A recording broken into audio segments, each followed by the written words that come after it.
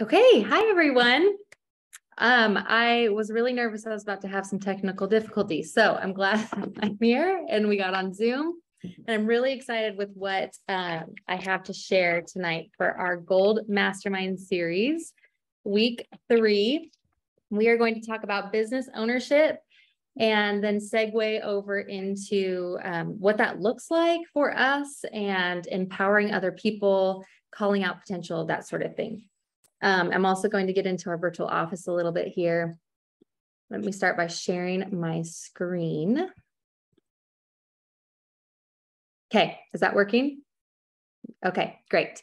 So let me move this over and make it a little bigger maybe. Oh, shoot. Okay, so we are going to talk about starting the call, opening it up with business ownership. So most of us join for the products.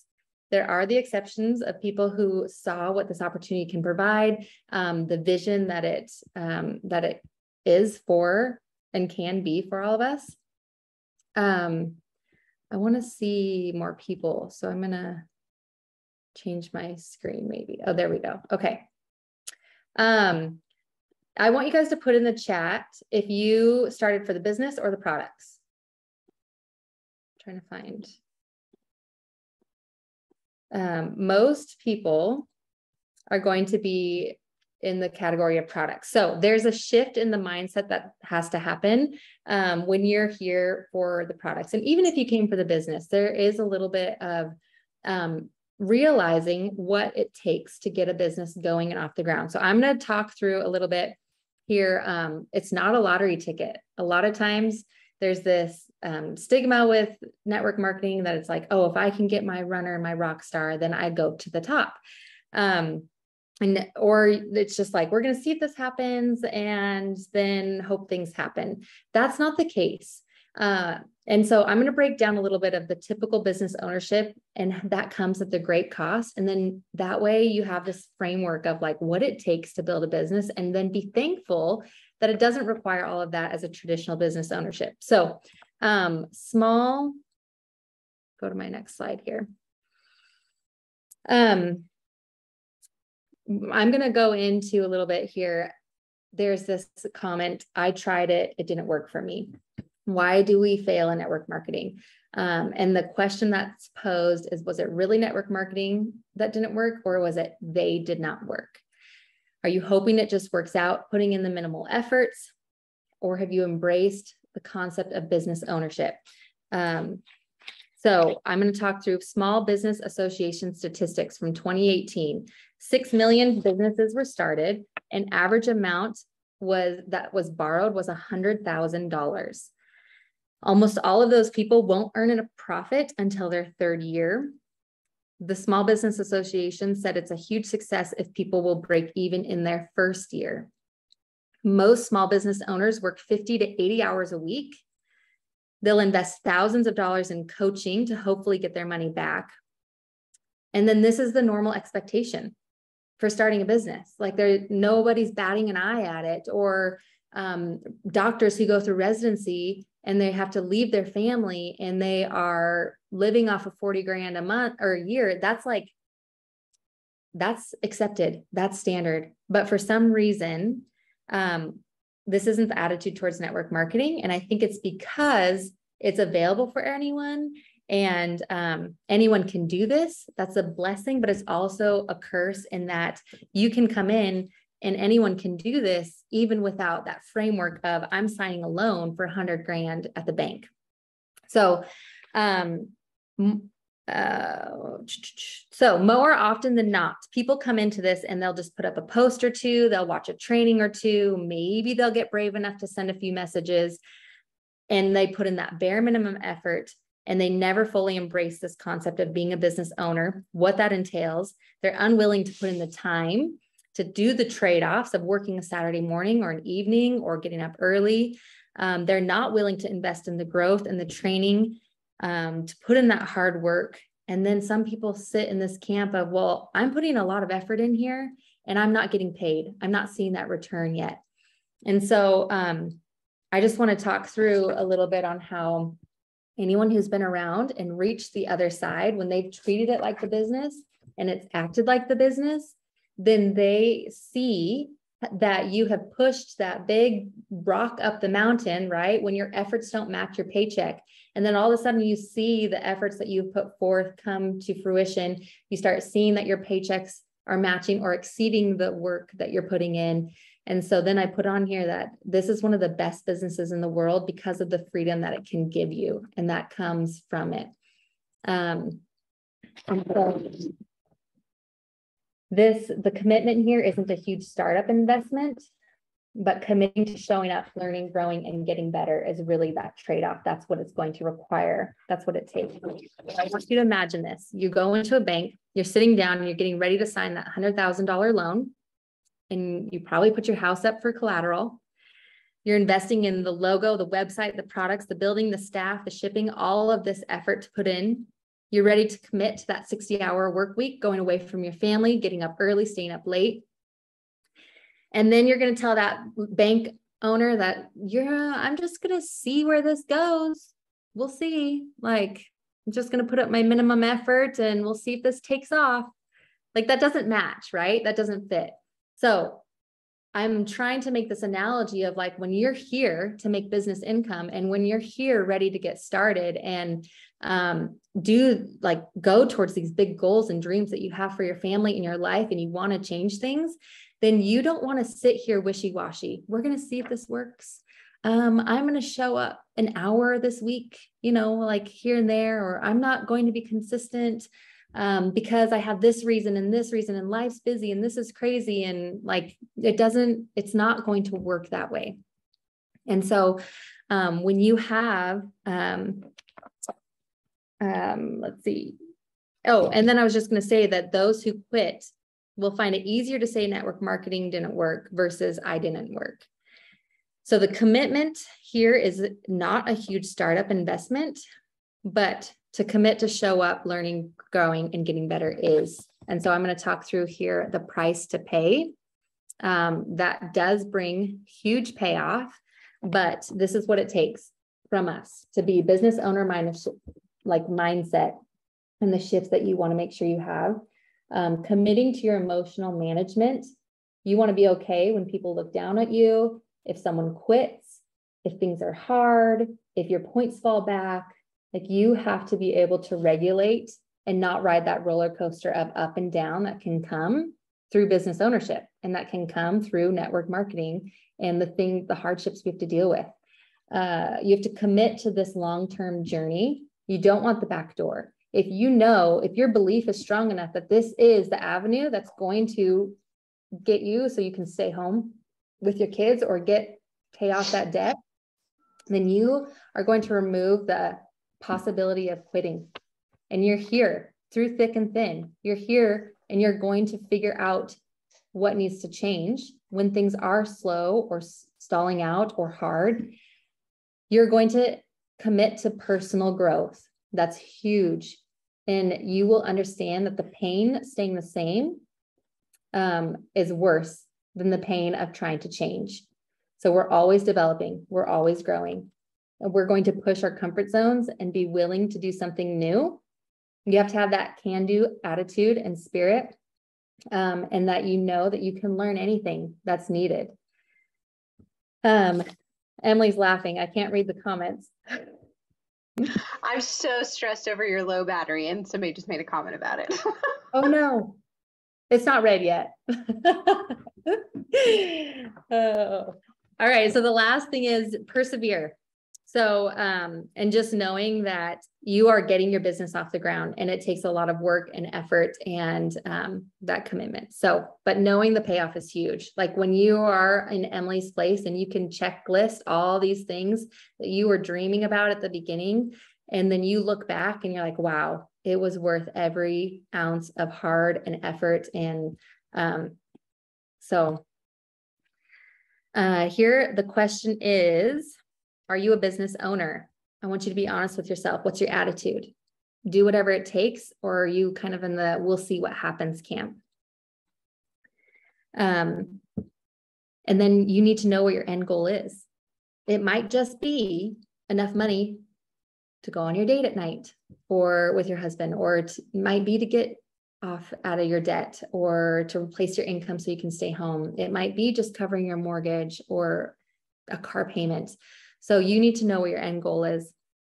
And so whether you started for the business or not, you're here now. And you're here for a reason. You're choosing to show up. You're choosing to invest in yourself. You're choosing the training. And so I just want to give you a word of encouragement here that sometimes we feel uncertain, like, who am I to create a business? Who am I to be a business owner? You might not feel like a CEO of your business, but that is all mind trash. That's not serving you. That is something that you can shift in and grow through. And I want to ask you the question, who are you not to? And I heard Bob Heilig talk in a podcast about how he really just called it out and saying, you're a child of God. You are uniquely created with gifts and potential inside of you that only you can offer this world. We can get so caught up in our limited beliefs instead of seeing that this is the opportunity put before us to go and to share this gift with others that can literally change how they are living their life. We have to get out of our way so that we can extend that to people around us. All right. So now we're going to talk a little bit about investing in your business, things like incentives, prizes, training, going to convention. Brooke Hemingway said that if you have any scarcity around taking money to put towards your business, that has to end now, because you will stay the same if you do not.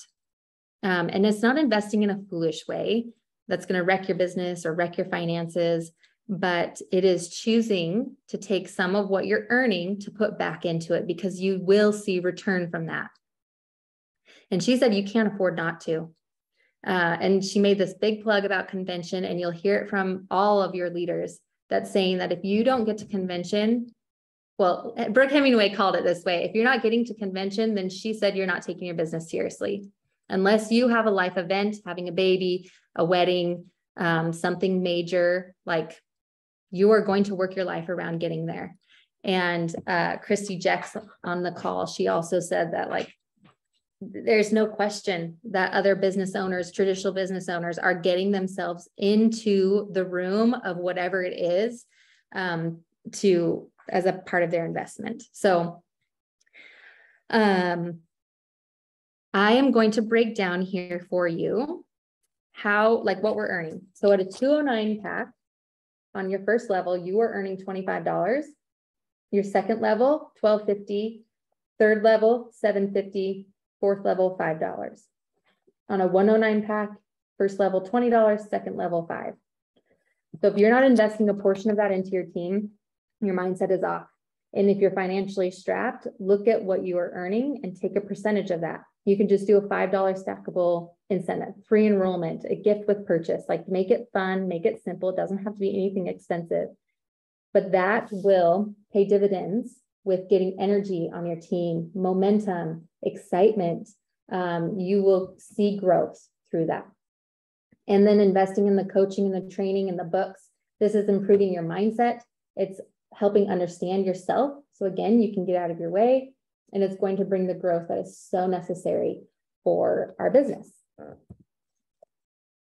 So seeing potential in other people is a huge part of being a business owner. It's a huge part of seeing the growth and success that you are here for. So Brooke was talking about how you don't want to overlook the amazing people that you already have. We are sometimes, like, always looking for that next rock star, and who can we get going, and who is going to join us for the business. And that is important, and that's a part of what we do. Always recruiting our 3 people a month is that goal that we want to have as well. But you have a gold mine in your virtual office. You have so many people there that you can pour into, that you can empower, that you can help move forward. And so we're going to help people develop into silvers, golds, senior golds. And I said here, be a woman of vision, not victimhood.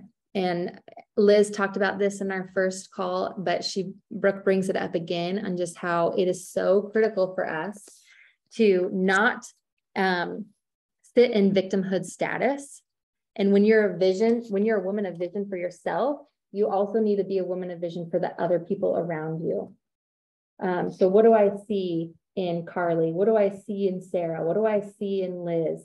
You're going to tell them what that is. You're going to show them how they can achieve it. And you're going to be helping these people become women of vision as well. A lot of us and our people are sitting in the camp of, I can't do this. My network's too small. I'm in a small town. My husband's not supportive. I don't have a good social media presence. Like, these are the stories that we tell ourselves, and we sit in that, and we sit in like, oh, I'm a victim of it, instead of the vision and moving forward. And I'm going to learn this. I'm going to get better at it. I'm going to overcome this. This is all, like, when you're in victim status, it's self-inflicted, it's crippling, it's going to destroy your business, and it disempowers you. So you need to recognize it, and you need to move beyond that. And then when you're woman of vision, you're going to share that with your downline. So I am going to bring up my virtual office really quick, hopefully. I can figure out how, there it is. Okay, so I'm not showing any names. I'm just bringing up over here. If you bring up your team report and you search by team points, then you can look over here. And at the end of the month, this is like definitely a practice that many of us leaders are doing, is looking through here. And we're going to go, one thing that I'm just going to mention really quick is like right here. Here's someone who has 24 points, but no order. So they're not commission qualified. That's a quick message on sending that person like, hey, I see that you have an amazing team that's already there. Like, you can just use that as a time to connect with them, pour into them, let them know that there's a paycheck waiting for them. Maybe do some coaching with them on like, why not? What's happening? You're also going to see like, wow, this person's 30 points, 35 points, 42 points. Like, all of these people are almost to senior silver. And so use that as a time to be like, wow, one more ad, one more customer, or where are you at on your team? Like, pour that belief into them, show them what's possible, show them that next step, especially this month when you have 3 full days left. Or if you do this earlier and you see it, then just let them know, like, there's tons of time left. Let them know what incentives are going. Make your own incentive with them. Hey, I'll give free enrollment for the next customer that you get. That way you are cheering them on. You're showing them what's possible. You're helping get them where they can go. Or for some of these other, like up here, 187 points, I would be talking with this person about mapping them out for next month. Hey, you are so close to senior gold. Let's make it happen. Here's some action points. Liz showed us how to map ourselves. This is what you can do for your people. You show them the way, you show them how to get there, and not just saying like, oh, let's get senior gold next month, but make it realistic for them. Make it practical, break it down on saying, hey, if you need 10 ads, we could develop someone to silver. We could have 6 personally recruited, and you're there. And you're pouring that belief into them. You're helping them see what's possible, and you're helping them get there. And, I think it's really important to know people work harder for praises any day. You're going to hear that over and over and over again. And for you to be able to pour into someone and encourage them is such a gift to that person. It's important for you as the leader to see the potential, to bring it out, and you have to believe in them before they do in themselves. And all of us at some point know that we're here because someone else believed in us already. And as a leader, it doesn't matter necessarily what level you're wanting to, like, you can go as deep as you can and want to. And then Brooke, she mentions how if you're a person who's like, oh no, don't touch my team, don't talk to them, they're my people, and you're very like protective over that, that's a mindset issue. And you need to deal with that. It's a scarcity mindset. You need to be thankful that you have other leaders who are pouring into your team. You want to be thankful that there's maybe another person that your customers can connect with and see, wow, they're like, I connect with this person. I see them as a leader too. I'm thankful for that encouragement, and see that there's a village raising up your team, and like, just applaud it. Do not sit there and think, oh man, I wish that person wouldn't touch my people, right? It's not about that. Okay, so now I'm going back to my slide here. All right, so a few things just on how to be a business owner. What are some of those things? So we talked about calling out potential with people, investing your time in new people is a really key component to this. All right, my Mac turned red. Should I get my, let me grab my charger real quick.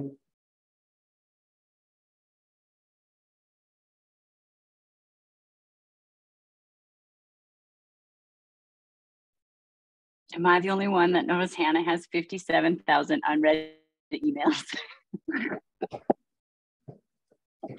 Leave it to me to have created this PowerPoint and used my computer all day without it being plugged in. Okay. Hannah, Lacey was just addressing that you have 58,000 unread emails. So note to self, don't send Hannah an email. It's true. My email is a black hole. So yeah, true story.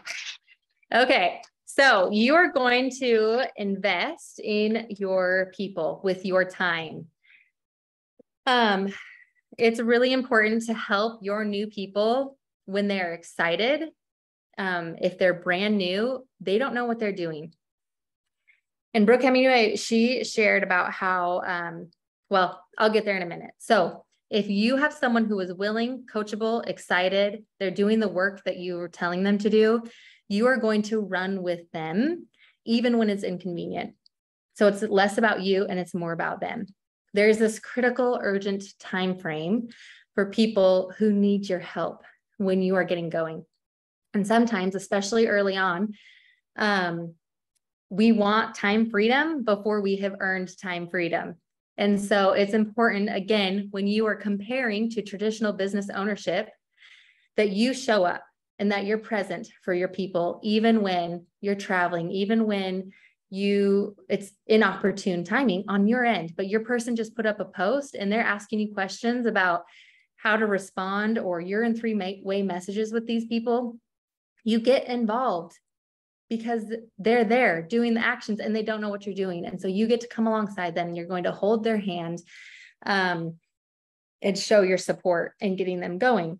Now, we're not saying, and especially like Emily has showed such a prime example about not letting this overtake your life, right? Like we're not going to sacrifice our family and all our loved ones to pursue a rocking business. She has set great example of boundaries and doing your business well. But sometimes we are too protective of that when we are too, like, you're trying to get this going, right? If you wait 3 days on a three-way message for someone who's just getting started, then that interested person has gone on. They've moved on. Your current person who's trying and doesn't know what they're doing, they're going to fizzle out because they don't know all that's available to them. So it is so important to show up for your people and know that in 30 and 60 days of you investing your time, which is free, it's not a $100,000 loan for traditional business, right? You have time to invest in people and help them get their businesses going. And it pays massive amounts of return in just helping them get their own, like where they can become independent someday. So usually around 60 days, or if you see like, hey, you are responding to all these messages, you're doing a great job, your posts look good, you sent your messages to me, and I love what you're saying, you got this. Come to me when you need help in a message, or come, like, use me now when you're needing me beyond every three-way message, that kind of thing. So you are going to help gently release them. You're going to empower them to do some more things on their own. But I think the biggest key point here is that urgency in being available and showing up. And like, whether you're on vacation or not, but this is the trade-off, right? You're not going in and punching a 9-to-5 time clock. You are fitting this into the pockets. And that's one of the beautiful things that we get to do. Oh, and then Bob Heilig, his comment, if you're not moving heaven and earth to help them, you're not leading them well. So again, just reinforcing that. All right, so we are showing up. We're helping our new person, and we're going to help we're following a guide. Oh, I messed up a little bit there. So you're going to, the guide would be what system you have on getting people started, or what my system is, Emily's system, like what is your go-to? You want to have this down. There is a PACE card or sheet that you can look at that you're referencing continually until this becomes your system, until you're comfortable with what those steps are and getting someone up and launched. So starting with their why is always what you want to do. Why are they willing to put up the post? Why are they willing to message and do the event? Like you want to find what it is that is intriguing them. What is it that's interested them in this? If you don't know that, then you can't go back and tell them when someone was mean or someone didn't approve of what they're doing. If you don't know, then you can't say, hey, like this is worth it and your dreams are worth it. And this is why, and just reminding them, because they are going to be flooded with doubt. They're going to question why they started this at some point or another.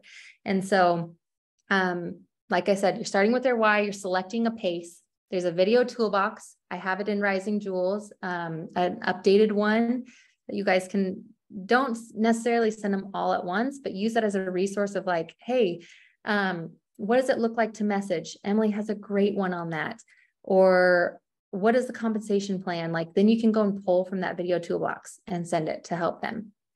You want to engage them with your upline. Get in a three-way message with them, introduce them, get on a phone call. That's that third-party validation that helps, again, hear another story. It helps pique that interest, more questions asked, that kind of thing. You're going to set goals with them and the action points. How much time are they available to put into getting started? And then walk alongside them. Maybe that's looking like a power hour where you go and send messages together. It's helping them with their first post or their next post. You're going to check in often. Don't just like get them going and then hope that they're doing a great job. You want to be continually with them because, again, they are going to question themselves multiple really times. in the fishing or in the laundry room. That's kind of silly. Oh, I think someone needs to mute themselves. Maybe, I don't know. Okay, so remind them that they can do this. Remind them what of the potential you do see in them, why you think they would be amazing at this. So that way your voice and your affirmation on like helping them, empower them, encourage them is much higher than all the naysayers and the doubts that they have. I think that's all. Oh, one last thing. 80% of your results come from 20% of your people. You want to identify who those people are. And how do you do that? Who's showing up? Who's asking questions? Who's watching the trainings? Who's doing book study? Like, right? Those are the people who want growth. Those are the people who are in action and activity. And those are the people that you should be partnering with, going alongside with. They should be using most of your time. Sometimes people, no, can I say this gently? Don't get caught in people who can be time sucks. Everyone deserves love and attention and encouragement, but not everyone deserves all of your time.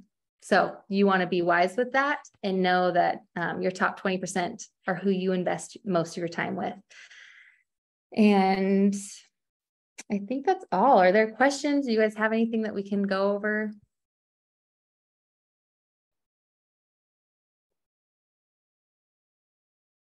You ready to be a business owner? This was really great, Hannah. I love that, like, it's really basic, you know, like it doesn't have to be scary. It doesn't have to be complicated. And Hannah, thank you for breaking this down and going over the non-negotiables. Really, really good. Yeah. I wish you could see the comments. Everybody's talking about how inspiring it is. Good. Awesome. All right. Well, that's all we have. And we start book study not next week, the week after, right? Correct. So next week, next Tuesday will be our very last Gold Mastermind. And that will be, like I said, Tuesday, since Labor Day is on Monday. And then we'll have our team call on, what day is that? The following Monday, which I think is like the 13th or something. It's in the calendar, but then that is the same day that we will start like the intro of our accountability group and book study. And since I have everybody on here, I'll just tell you real fast. Hannah, Liz, and Lacey's team, they're going to go and do their own book study over Failing Forward with John Maxwell. And then Kara is going to lead the silver and gold outside of Hannah, Liz, and Lacey's team. So Kara will be leading brand new ambassadors who want to participate in the book study all the way up to golds. Doesn't matter if you're holding rank or not. She's going to be going over the slight edge, which I have heard is fantastic. I have not read that yet. I think that Melanie is actually reading it, and she said that that's a really good one, as well as many other people who talked about it. And then I will be leading the senior gold and above in this one, which changed my business and my mindset, John Maxwell's 21 Irrefutable Laws of Leadership. So we will start discussions later in the month of September. We'll communicate that with everybody, but just so you guys have an idea of what's coming down the pipeline. Thank you, Hannah. You guys are amazing. Thanks, Han. See you guys later.